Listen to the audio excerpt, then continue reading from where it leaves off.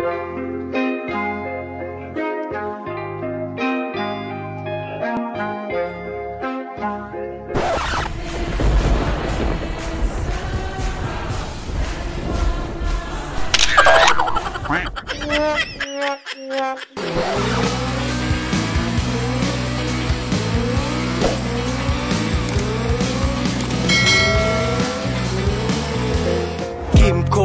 Pilipinas Motorcycle, solidong pagtutulungan ng meron sa aming circle. Damayan o kahit san maaasahang mga rider, pagmamahal umaapaw sa lahat ng member. Kimco, Pilipinas Motorcycle, solidong pagtutulungan ng meron sa aming circle. Damayan o kahit san maaasahang mga rider, pagmamahal umaapaw sa lahat ng member.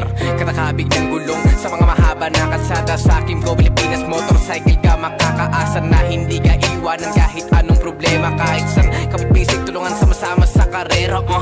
Lahat mararating kahit takbo di matulin.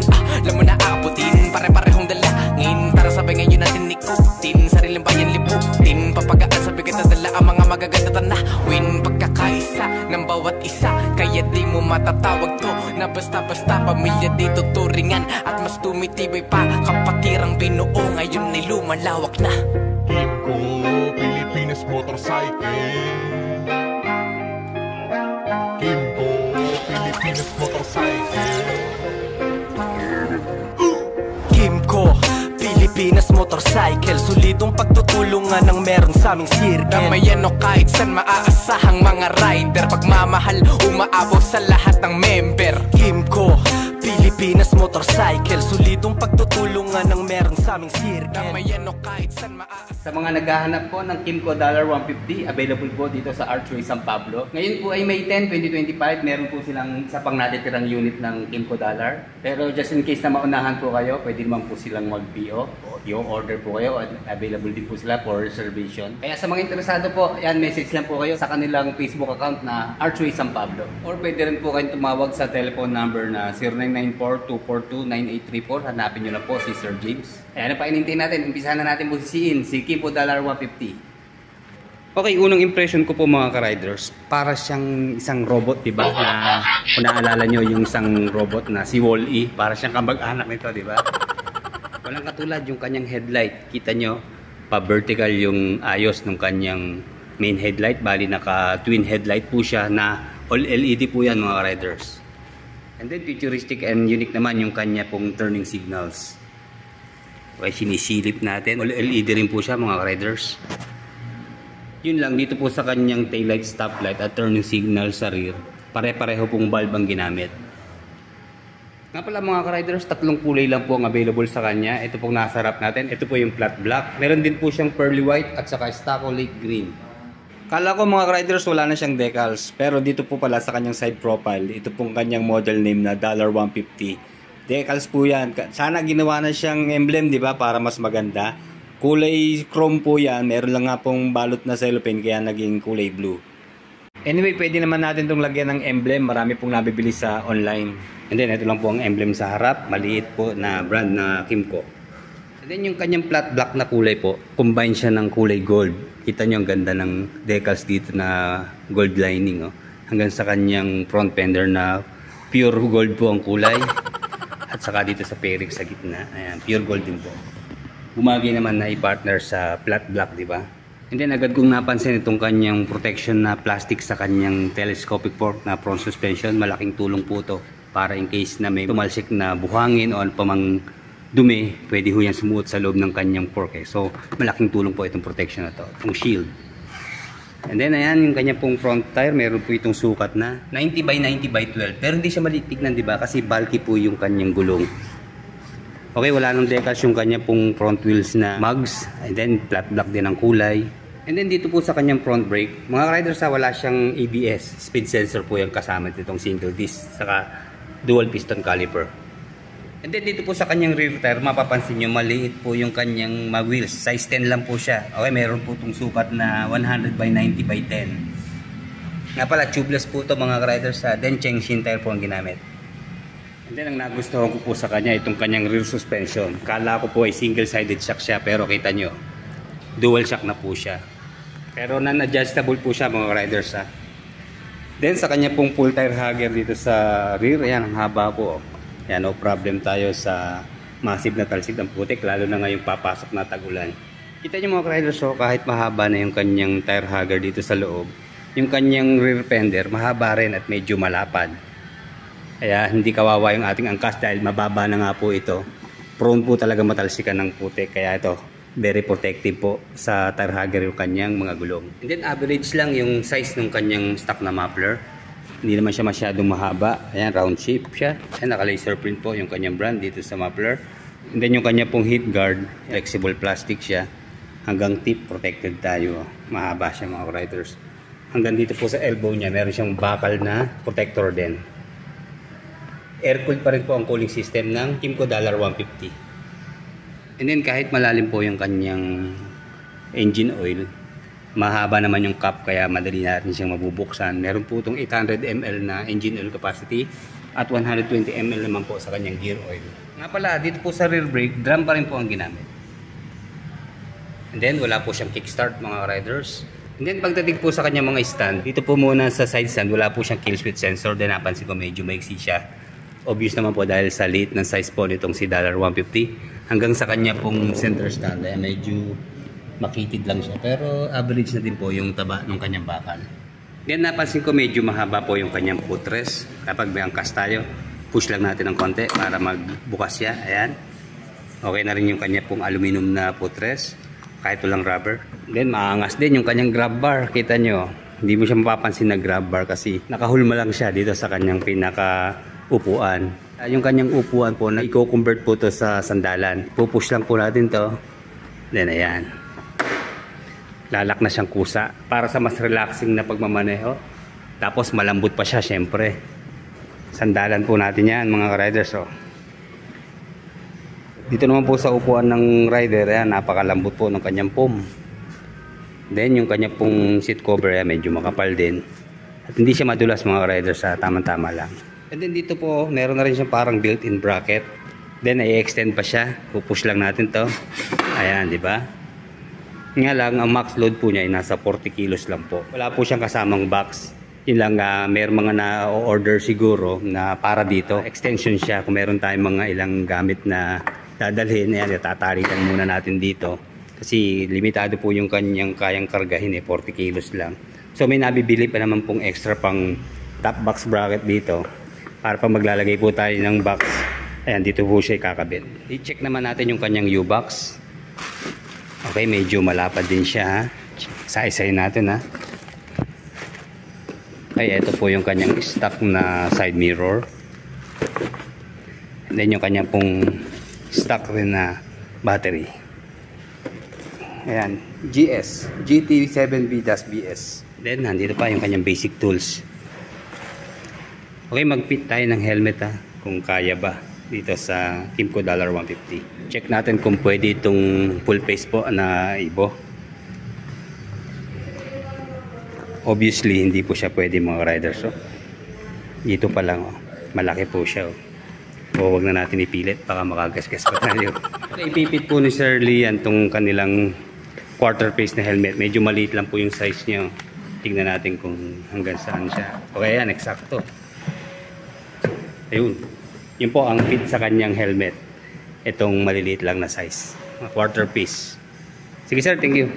Okay, check natin po yung kanyang stock na side mirror.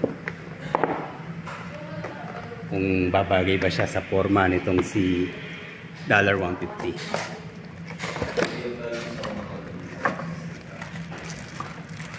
Okay, ayun, tama-tama, round shape siya. Yun naman talaga ang dapat, di ba? Combine modern and classics po yung kanyang looks. Sa specs niya, modernized na rin. Naka full digital po yung kanyang instrument panel. Okay, dito po sa kanyang mga switches and button, kita nyo, itong kulay dilaw, ito po yung kanyang passing light. Yung dilaw naman po dito sa kabila, ito naman po yung kanyang hazard lamp. And then dito po sa left side, ayan yung pong button na kulay gray, ito po yung kanyang high beam low beam sign. And then turning signals, horn. Dito po sa kabila meron siyang kill switch, and then electric starter push button. Sige sir. Then nandito po sa gitna yung kanyang charging port. Hindi siya pansinin kasi kulay black yung rubber na cover. And then type C po yung kanyang port dito. Solo lang po, ayan. And then mapapansin nyo na andito po yung kanyang fuel tank sa harap para nga naman yung weight distribution ng motorsiklo balanse. And then pag magpapakarga po tayo, mabilis lang dahil nandito na sa harap yung kanyang fuel tank. Bali meron po itong 8 liters na fuel tank capacity. And then sa kanya pong fuel consumption based on WMTC test method, meron po siyang 45 kilometers per 1 liter.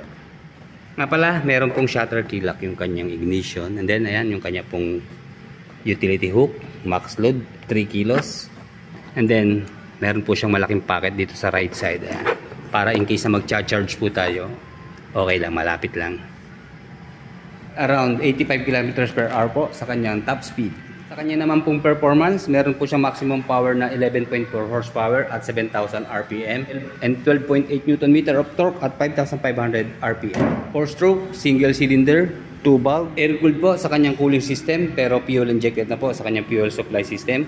150cc displacement. And then sa kanya pong wet weight, tumitimbang po ito ng 125 kilos. Meron po siyang 135mm na ground clearance at 745mm naman po sa kanyang seat height. And then syempre dito na tayo sa exciting part.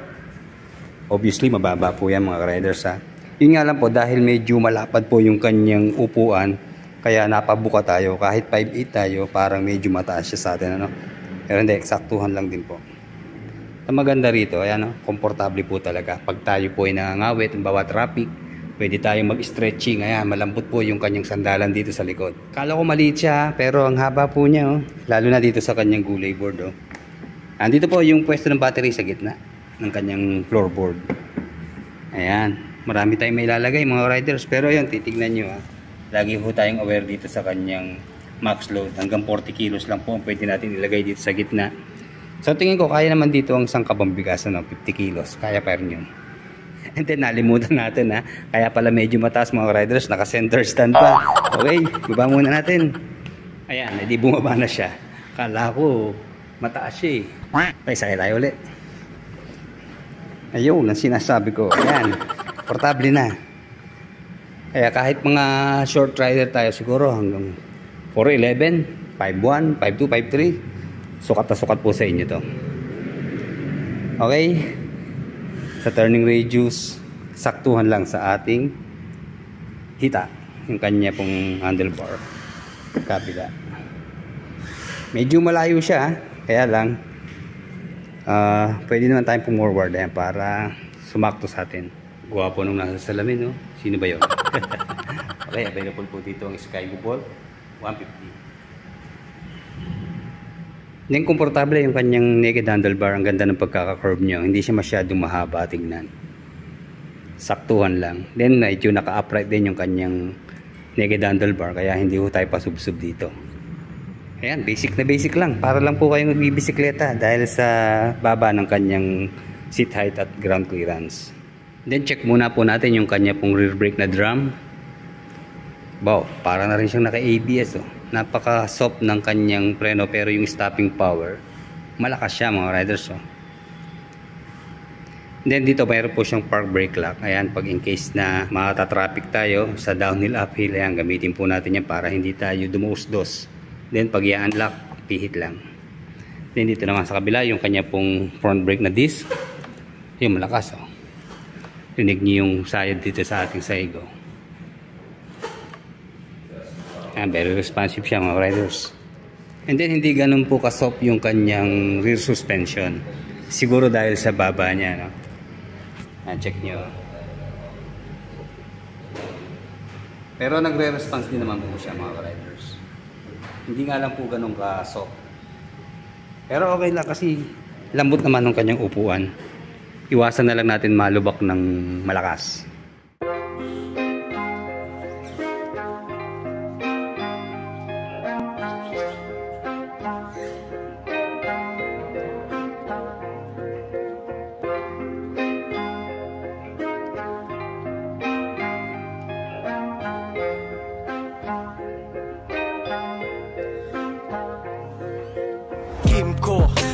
Pilipinas Motorcycle, solidong pagtutulungan ng meron sa aming circle. Damayan o kahit saan maaasahang mga rider, pagmamahal umaapaw sa lahat ng member. Kimco, Pilipinas Motorcycle, solidong pagtutulungan ng meron sa aming circle. Damayan o kahit saan maaasahang mga rider, pagmamahal umaapaw sa lahat ng member. Katakabig ng gulong sa mga mahaba na kalsada, sa Kimco Pilipinas Motorcycle ka makakaasa na hindi ka iwanan kahit anong problema. Kahit saan kapipisig, tulungan sama-sama sa karera. Lahat mararating kahit ako di matulin. Alam mo na abutin, pare-parehong dalangin para sabay ngayon natin ikutin. Sariling bayan liputin, papagaan sa bigat na dala ang mga magaganda tanawin. Pagkakaisa ng bawat isa, kaya di mo matatawag to na basta-basta pamilya dito turingan. At mas tumitibay pa kapatirang binuo, ngayon ay lumalawak na. Kimco, Pilipinas Motorcycle. Kimco, Pilipinas Motorcycle. Ang cute. Para po sa updated price ngayong May 10, 2025, andito po si Sir James, ang Sales Associates po dito sa Archway San Pablo. Sir, good morning. Good morning, sir. Sir, sa cash price po tayo. Sa cash price ni Kimco $150 is 127,800. Sa installment naman po natin, ang down payment po minimum is 10%, which is 12,780. And sa 3 years monthly amortization, 6,531. Sa 2 years monthly amortization po, 8,129. And sa 1 year naman po is 12,806. Para naman po sa rebate, maximum po is 200. Partners po namin financing dito ay Sumisho Financing at Security Bank Financing po. Sa lahat po ng interested na makita po sa Kimco $150 natin, available na po siya dito sa ating branch sa Archway San Pablo or Kimco Lifestyle Corner San Pablo. Dito lang po yan sa X-Gen Plaza, Barangay San Antonio 2, San Pablo City, Laguna. Para naman po sa mga hindi makaka-visit at walang time makapunta dito sa branch, pwede po kayong mag-message sa aming Facebook page na Archway San Pablo or Kimco Lifestyle Corner San Pablo. And pwede nyo po ako makontak sa number na 0994-242-9834. Yun po. Okay, maraming salamat Sir James. Okay, good morning. Sir, Sir.